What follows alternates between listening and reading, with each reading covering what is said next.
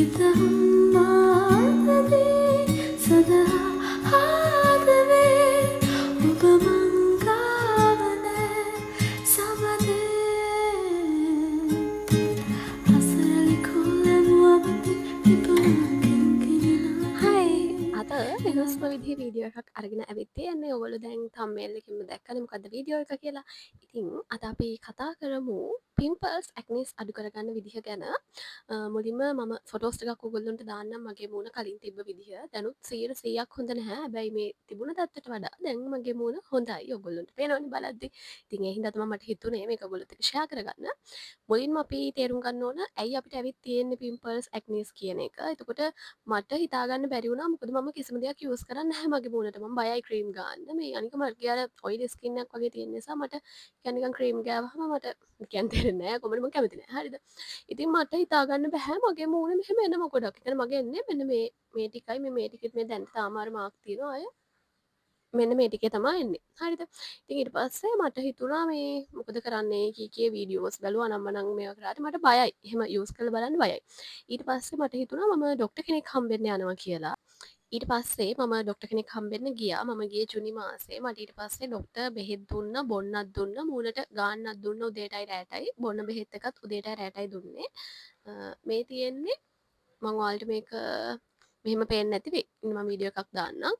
මේ මට දුන්නා මෙන්න මේ බෙහෙත් එක රෑට මේක තියෙන්නේ. මේක ගාන්න කිව්වා. ඊට පස්සේ මෙන්න මේක තමයි උදේට ගාන්න දුන්නේ. මේ ප්‍රයිස් එක මේක නම් රුපියල් 2000ක් විතර. මේකත් රුපියල් 1000ට අඩුයි මං හිතන්නේ 1000ට අඩුයි. මේ එහෙම දුන්නා. ඊට පස්සේ බොන බෙහෙත් ටිකක් දුන්නා. මට දැන් මේ ටික ගෑවට බොන බෙහෙත් එක බොන්න බැරි වෙනවා. මොකද අපි බෙහෙත් බොන්න ආස නැහැනේ ඇත්තටම. අනික මට උදේ කෑමට පෙර, රෑ කෑමට පෙර, පසු ඔන්න ඔහොම තමයි තිබ්බේ. එතකොට තුන් පාරකට බොන්න තියෙන කොහොමද ඔක අමතක වෙනවා. මේ අනික මට මේ බෙහෙත් එක බිව්වහම ටිකක් නිදිමත හැදෙනවා. ඊට පස්සේ මට කැම්පස් එකේ එක්සෑම් පටන් ගත්තා. ඊට පස්සේ මාසේ. මොකද මං ජූනි අන්තිමට බෙහෙත් ගන්න කිව්වට මාස දෙකකින් තමයි එන්නේ කිව්වේ. ඊට පස්සේ මට බොන බෙහෙත් එක බොන්න මග ඇරුණා කියන්නේ සමහරවිට මම හිතලම මග ඇරියා. මොකද මට පාඩම් කරන්න බෑ ඒක බිව්වහම මේ මට නිදිමතයි. හරිද? ඊට පස්සේ මොනට ගෑවා. හැබැයි මගේ කියන්නේ මුලින්ම වැඩි වුණා. ඒ කියන්නේ ඒ බෙහෙත් වලට සාමාන්‍යයෙන් එහෙමයි. හරිද? මෙන්න මේකට එහෙම ගොඩක්ම එහෙමයි. ඔයගොල්ලෝ මේක ගාලා තියෙනවා නම් මේක පේනවා ඇති කියලා මම හිතනවා. ඔයාලා දන්නවා ඇති මේකට මේ මුලින්ම වැඩි වෙනවා. හරිද? වැඩි වෙලා තමයි අඩු වෙන්නේ. මගේ ආයේ මෙන්න මේ හරිය ගොඩාක් ආවා මම ෆොටෝස් දාන්නම්. හරිද? මං අර ජර්නි එකක් විදිහට ෆොටෝස් එකතු කරගත්තා. මට බලන්න ඕනේ හින්දා මුණ හොඳ වුණාම මේ ඊට පස්සේ දැන් මම බොන එක නැවැත්තුවා ගෑවා හැබැයි මේ මාසයක් විතර බෙහෙත් එක බොන්න බැරි වුණා. ඊට පස්සේ මම දැන් දවස් දෙකකට කලින් ආයෙ මගේ ડોක්ටර් හම්බෙන්න ගියා. ගිහින් ඉවරලා මම ડોක්ටර්ට කිව්වා විස්තරේ. මේ ડોක්ටර් ඇහුවා ආඩු වෙලා නේද කියලා ඇහුවට පස්සේ මං කිව්වා මෙන්න මෙහෙම වුණා ડોක්ටර් මට නිදිමතයි මම බෙහෙත් එක බිව්වේ නැහැ. ගෑවා විතරයි. ඊට පස්සේ මට ડોක්ටර් කිව්වා අපි එහෙනම් තව මාසයක් එක දිගට ආයෙමත් මේක කරලා බලමු. මොකද මගේ තව චුට්ටක් තියෙනවා. හරිද? තිබුණ විදිහට වඩා ගොඩක් අඩුයි. හැබැයි මම හිතනවා මං අර බෙහෙත් ටික හරියට බිව්වා නම් මට මේක හොඳ වෙනවා කියලා. මේ අපරාධ මං ඉතින් බිව්වේ නැහැ නේ. ඊට පස්සේ දැන් මට කොහොමද බෙහෙත් අඩු කරලා ආයෙ බොන්න දුන්න රැයට විතරක්. දැන් මම බොනවා. ඒක මං මේ දෙක ගන්න කියලාත් කිව්වා ડોක්ටර් මට. මේ එකත් ගානවා. දැන් මට ඔයගොල්ලොත් එක්ක ෂෙයා කරගන්න ඕන උනේ ඔයාලගේ මූණේ මෙහෙම අවුලක් තියෙනවා නම් මොකක් හරි හරිද? ඒ කියන්නේ කවුරුත් කියන දේවල් අහන්න කලින් ડોක්ටර් කෙනෙක් හම්බෙන එක තමයි හොඳම දේ. ඒ කියන්නේ මෙහෙමයි මං කියන්නේ කවුරුත් රෙකමන්ඩ් කරනවා අවුල් කියලා නෙමෙයි. ගොඩක් දේවල් ඒ කියන්නේ දැන් කට්ටිය ප්‍රොමෝෂන්ස් කරනවා තමයි. හැබැයි ගොඩක් වෙලාවට කට්ටිය දැන් එයාලා යූස් කරලා එයාලගේ එක්ස්පීරියන්ස් එක ෂෙයා කරගන්නේ. ඒ වුණාට අපි හැමෝටම තියෙන එක එක විදිහේ ස්කින්. හරිද? ඒක තමයි අපි මුලින්ම තේරුම් ගන්න ඕනේ. දැන් මම කියන මේක ඔයාලට හරියන්නේ නැති වෙන්න පුළුවන්. කොහොමත් මම මේක පෙන්නුවා කියලා කිසි කෙනෙක් මේක ගන්න යන්න එපා. මොකද ඔයාලා ડોක්ටර් කෙනෙක් හම්බෙලා ඔයාලගේ ස්කින් එකේ තියෙන ප්‍රශ්නෙට හරියටම ගැලපෙන එක හොයාගන්න. ඒ නිසා මට බය හිතුණා අර මම වීඩියෝස් නැත්තම් මමත් බැලුවා හරිද අපි මෙහෙම ප්‍රශ්නයක් වුණ ගමන් කරන්නේ සර්ච් කරලා බලනවනේ මේකට තියෙන හොඳ දේවල්. මම එහෙම බැලුවා බලද්දි මම මේක මෙන්න මේකත් මේ කවුරු හරි රෙකමන්ඩ් කරපු වීඩියෝ එකක් මට ඇවිල්ලා මට මේක ගන්නම හිතුණා මේක හැමෝම හොඳයි කියන නිසා. හැබැයි මට ආයෙ බය හිතුණා. ඒ කියන්නේ මගේ මූණේ තියෙන ප්‍රශ්න මොකක්ද කියලා ඇත්තටම දන්නේ නැහැනේ මං ක්‍රීම් මොකුත් ගාලත් නෙමෙයි නිකම්මයි මගේ මූණේ මෙහෙම පිම්පල්ස් එන්න ගත්තේ. හරිද? ඊට පස්සේ ඉතින් මම අර කවුරුහරි රෙකමන්ඩ් කරන ඒවා ගන්න බය නිසාමයි ડોක්ටර් කෙනෙක් හම්බුනේ. ඉතින් ඔයාලගේ ස්කින් එකේ ප්‍රශ්නයක් තියෙනවා නම් මං කියන්නේ හැම දෙයකටම කලින් ડોක්ටර් කෙනෙක් හම්බෙන්න යන්න. ડોක්ටර් කෙනෙක් හම්බෙන්න යද්දි මුණට කිසි දෙයක් ගාලා යන්න එපා. නිකම්ම යන්න. ගිහිල්ලා ඇත්ත විස්තරේ කියන්නේ. කියන්නේ සමහර විට ඔයා මොන හරි ගාපු දෙයක් නිසා මෙහෙම එන වෙන්න පුළුවන්. يعني බ්ලීචින් ක්‍රීම් ගාලා නම් මම දන්නවනේ ඉතින්. එතකොට ડોක්ටර්ට ඇත්ත කියන්න. බොරු කියලා අපිට ડોක්ටර්ගෙන් බෙහෙත් ඉල්ල ගන්න බැහැනේ ඇත්තම කතාව. හරිද?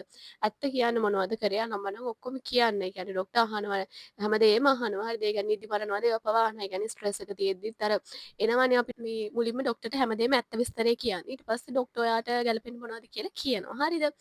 ඊට පස්සේ කොහොම හරි දැන් මට බොන බෙහෙත් එක බොන්න අමතක වුණා නිසා තමා මම හිතන්නේ මගේ අඩු වෙන එක ටිකක් අඩු වුණේ වේගෙ. හරිද? නැත්තම් මුලදී අර මගේ මූණේ වැඩි වෙලා ඉක්මනට හොඳ වෙන්න ගත්තා. දැන් ඔයාලට මේ ෆොටෝස් බලද්දි තේරෙයි මගේ අඩුයි කියලා. හැබැයි තාම මගේ මාක්ස් තියෙනවා. දැන් මම ඩොක්ටර්ගෙන් බෙහෙත් එක වෙනස් කරගන්නම් කියලා හිතුවට ඩොක්ටර් මට කිව්වා අපි තව මාසයක් කරලා බලමු කියලා. මොකද මට මග ඇරුණානේ. නැත්තම් මේ වෙද්දි හොඳ වෙනවා. කොහොමත් මම විශ්වාස කරනවා හොඳ වෙනවා කියලා. මොකද මගේ තිබුණ තත්ත්වයට වඩා ඇත්තටම ගොඩක් හොඳයි මේ වෙද්දි. හරිද? ඔයාලට දැන් බලද්දි මාව පේනවනේ මගේ මූණේ හොඳයි කියලා. ඉතින් ඒකයි මට ෂෙයා කරගන්න ඕන උනේ. කවුරුත් කිව්වට කිසිම දෙයක් ගන්න යන්න එපා. මේකට අඩු වෙනවා මේකට අඩු වෙනවා කිව්වට ගන්න යන්න එපා. මොකද ඔයාගේ මූණ ඩැමේජ් කරගන්න එපා. මට මාර දුකයි මෙහෙම වෙච්ච එක ගැනත්. අපි හැමෝටම මෙහෙමයි මං හිතන්නේ ගෑල් ළමයි පිරිමි ළමයි කියලාත් නැහැ. අපි හැමෝම ආසයිනේ ලස්සනට ඉන්න. එතකොට මෙහෙම දෙයක් වුණාම ඇත්තටම මාර විදිහට දුක හිතෙනවා. හරිද? මටත් අවුල් ගියයි මගෙන් කට්ටිය අහනවා. කියන්නේ මගේ මූණ මම ඊටත් වඩා කියන්නේ සුදුවට හිටියා. සුදු කියන්නේ සුදු නෙමෙයි. මං කියන්නේ මේ තියෙන කලයකට වඩා මගේ කලයක තව ටිකක් හොඳට තිබුණා. මම අවුවේ ගියා. ඒක මගේ වැරද්දක් ඉතින්. හරිද? ඉතින් ඒ හින්දා අර මගෙන් අහන ඊට පස්සේ කට්ටිය මොකද මූණයි මේ ටිකේ ගොඩක් තිබුණා. හරිද? මටම අවුල් මූණ දකින්නකොට මගේ එහෙම තිබුණ නැහනේ. ඊට පස්සේ මගෙන් අහනවා මොකද එහෙම කියලා. එතකොට අපිට දුකයි ඊට පස්සේ තමයි මං හිතුවේ හොඳම මේ සොලියුෂන් එක තමයි ඩොක්ටර් කෙනෙක් හම්බෙන එක කියලා. දැන් මම ඒකට සතුටු වෙනවා මම ඩොක්ටර් හම්බුන එකට. මොකද දැන් මගේ හොඳයිනේ. හැබැයි මම මේ දෙක යූස් කරන අතරතුර වෙන කිසිම දෙයක් යූස් කරේ නැහැ. මම යූස් කරා මේ ෆේස් වොෂ් එකක්. ඔහොම ඉන්න චුට්ටක් මම ඔයාලට ඒකත් පෙන්නන්නම්. මම මෙන්න මේක තමයි යූස් කරේ. මේක ප්‍රිවෙන්ස් එකේ වොෂ් ඔෆ් ක්ලෙන්සින් ජෙල් එක. මේක යූස් කරා මේ දැන් මෙච්චරයි තියෙන්නේ නේද? මම මේක මාස දෙකක් එකහමාරක් විතර යූස් කරලා තියෙන්නේ. මේ ප්‍රොමෝෂන් නෙමේ හරිද? මේ මම ඒ කියන්නේ එක එක ෆේස් වොෂ් මම ඔයාලට කිව්වා මම ක්‍රීම් ගන්න නැහැ කියලා.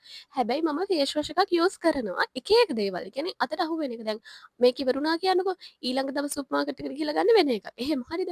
ඊට පස්සේ මම පොඩ්ඩක් හොයලා බැලුවා හොඳ එකක්. ඊට පස්සේ මට මෙන්න මේක මේ හිතුණ ගන්නවා කියලා මේ මට ඩොක්ටර් මේක කිව්වේ හරිද? මට හිතුණ හින්දා ගත්තේ. හැබැයි මේක අවුලක් නැහැ.